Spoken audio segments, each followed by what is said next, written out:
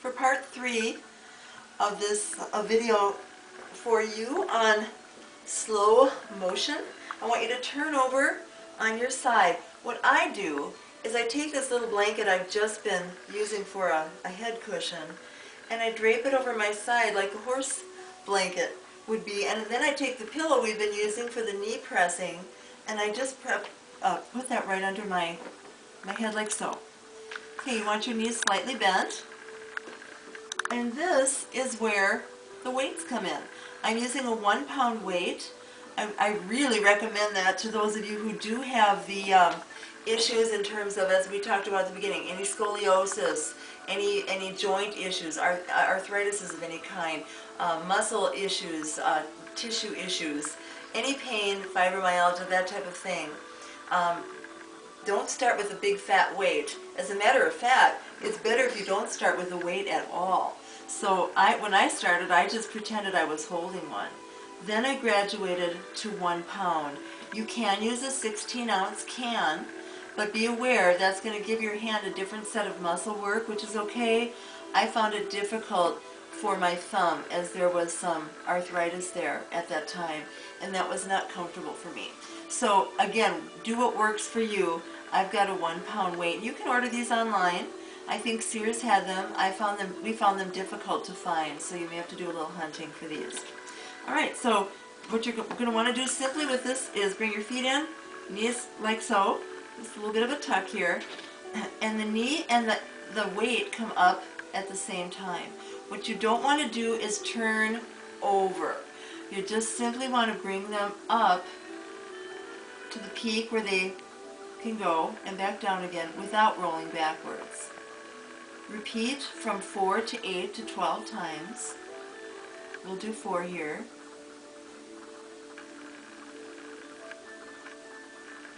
Is that 3 or 4? Okay. And then lift the leg up.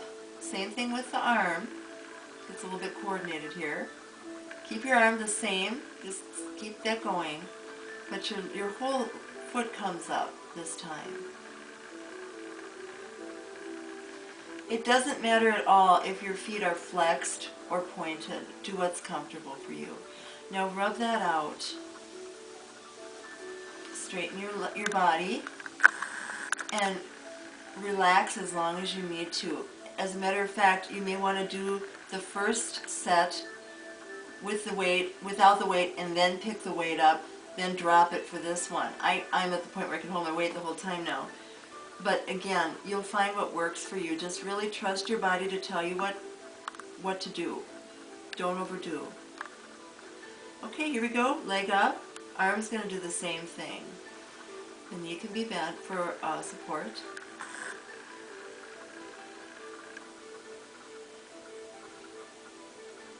And this time you will point and flex. So we just did 4 pointed, 4 flexed.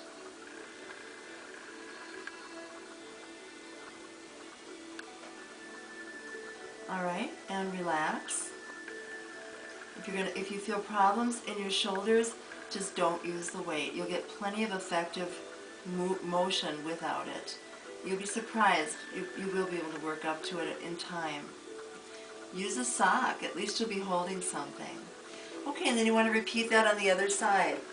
Now, the way I get up from my exercises, once I've been on the floor like this, there's a couple ways that you can do this. Again, getting up's really important. Some people just have a difficult time getting up, getting down and getting up.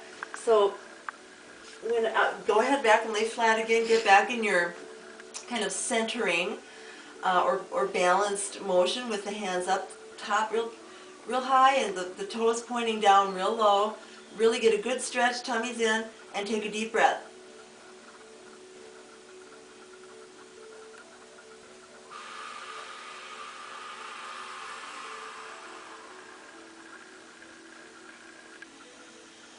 Relax.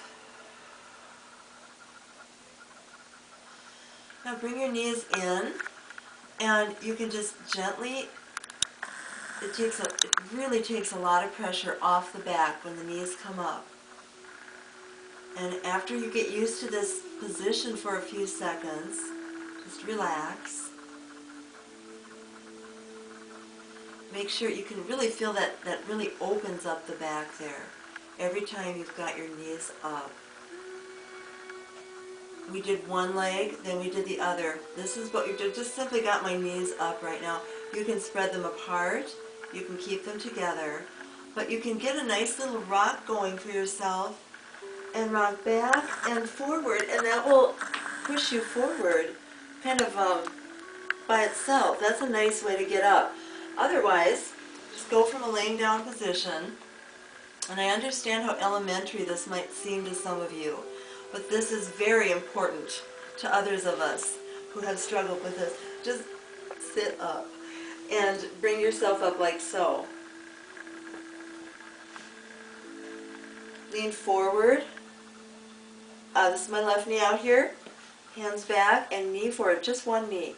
This feels so good over the top of this. You might want to massage it. Switch legs. Keep your hand behind you. You can stretch that out with your hand, or you can just keep your hands both back behind you like so. The more you get used to that, the easier that'll become. Now, hands in front of you, feet flat on the floor, and hands flat on the floor. This might seem a little bit over the top for some of you. I remember when I first saw it done, I thought I couldn't do it. But eventually I did and can, and now it's very comfortable. As a matter of fact, I resort to this position several times during the day, particularly if I'm doing a lot of kitchen work and I'm just standing for a long period of time. It's a great way to open up the spine and really open up that back, take the pressure off your back. All right, move forward and lean on your knees. Just lean forward. You can rock back and forth.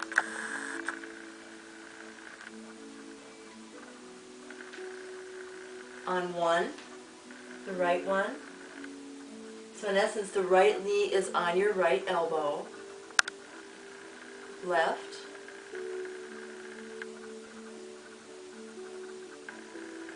Okay. From this position,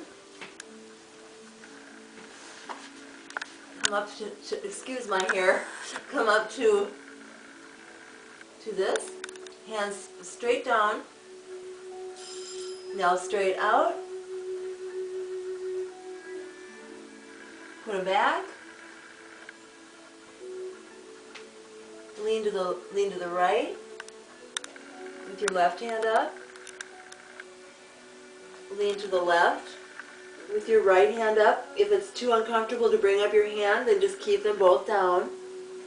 Back to the middle. Hang.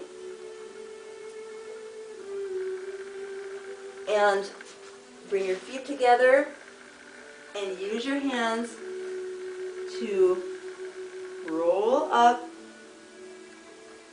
Hips over the feet, shoulders over the hips, head over the shoulders. Take a deep breath up and exhale. We'll see you in the next segment.